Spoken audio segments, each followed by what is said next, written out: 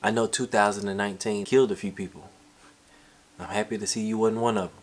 Mental harm is one of the few things that can cut you so deep that you don't even know it. You just look up one day and you're bleeding all over your careers and your relationships because of betrayal in your marriages and your friendship, physical and verbal abuse, rejection, just to name a few. I'm here to answer one question. How do you rebuild after everything around you has burned to the ground? I'm happy you asked. Let's talk about healing. First things first, before we break this thing down, forgiving someone is the first key to moving on from what the person did or from the situation in itself. You're not forgiving them for them, you're forgiving them for you. That's why some people don't understand this. Forgiveness is a strength, not a weakness. You might think that they owe you something. You don't need a reason why or an apology, and waiting for one will slow the process. People do stupid stuff sometimes, including you. Forgiving yourself for past actions and lack of action is just as important. Any missed opportunities or created situations are in the past, starting today, because the next opportunity is waiting for you. You can't catch the next train by still sitting on the first one. Just let it go.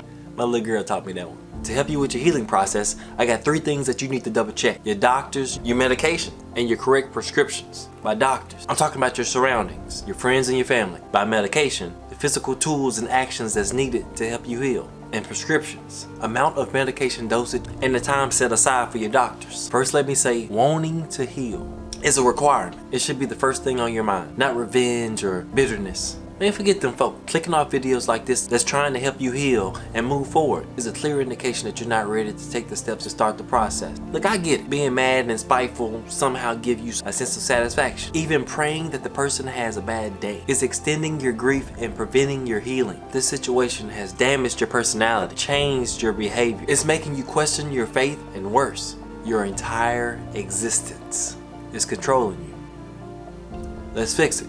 Check your doctors. Anyone that brings up the issue or situation just to talk about it, give you updates on the situation just to see your reactions to it, and just trash talk, and they know you're trying to move past it. That person is there for the drama. That's it. They always say misery loves company. Check your circle. You need someone there to listen, to help you along, and sometimes provide solutions. Unsolicited or not, man, sometimes we can block our own healing because sometimes we think we know it all. You're not always right. I'm sorry. They just trying to help. Be receptive. Your doctors, your circle that you keep is important.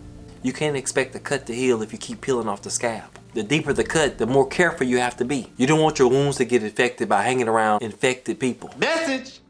Your medication. Besides your circle, what else are you doing to promote healing? The Neosporin that I put on my cut consists of 3 things. Social media, music, and you guessed it, my connection with God. Stop stalking your exes on social media. I see you. Actually, do the opposite. Unfollow, unfriend, or block them if you have to.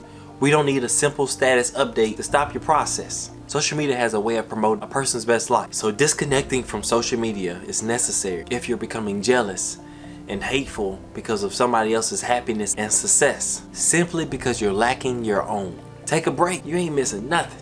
Well, I need it for my business. Well, promote and handle your business. Scrolling the timeline ain't necessary, because honestly, I don't think a broken person can run a successful business. So music is the big deal for me, and I didn't even know it until I changed it, y'all. Healing music. Music that speaks positivity in your heart and in your soul, that helps you navigate through the hardest times.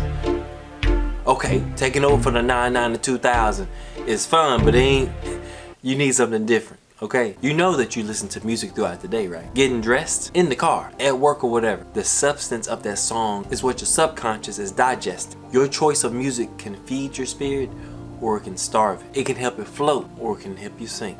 And there's healing music in all genres. I prefer gospel and gospel rap because of the substance, because I can relate to it better. Besides music, be selective of the TV shows and the movies you watch. And if music and TV isn't your thing, watch your habits, the games you play, the art you engage in. And all of this helped me with my connection with God. When your faith is challenged, you need to get around the right doctors and be prescribed the right medication. If you're not a churchgoer and you don't have any godly friends, find your lane so you can receive God's word regularly.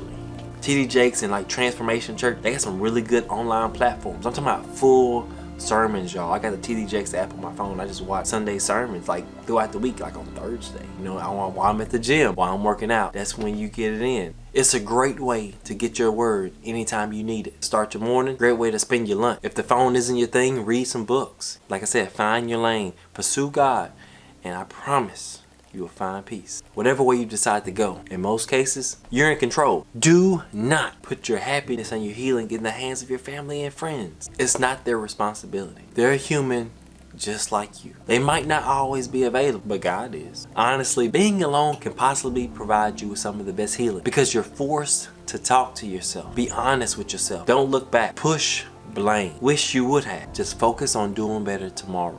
Now that you have in mind who your doctors are and you got your medication, the prescription is easy. Yep, 2 by mouth. Every day. Every day. Simply because negative thoughts and bad days are on the clock 24/7.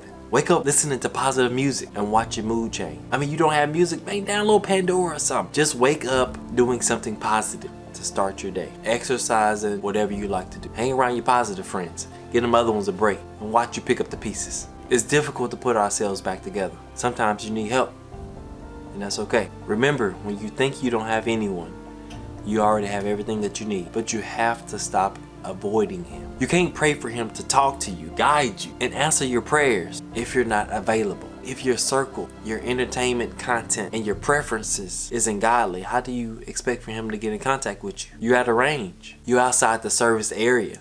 You're in a dead zone. This is gonna be a good one. Y'all tune in for that one. That's my next one. Hopefully it ain't long as this one. Healing got a lot of parts in it, y'all. I want you to put in the comments what you've done in the past or what you're doing now to heal. What music you listen to. What do you do? What brings you the most peace? Yoga, whatever it is. What's your favorite song? Drop your playlist on there. You never know who's reading those comments. 2020 is gonna be a great year.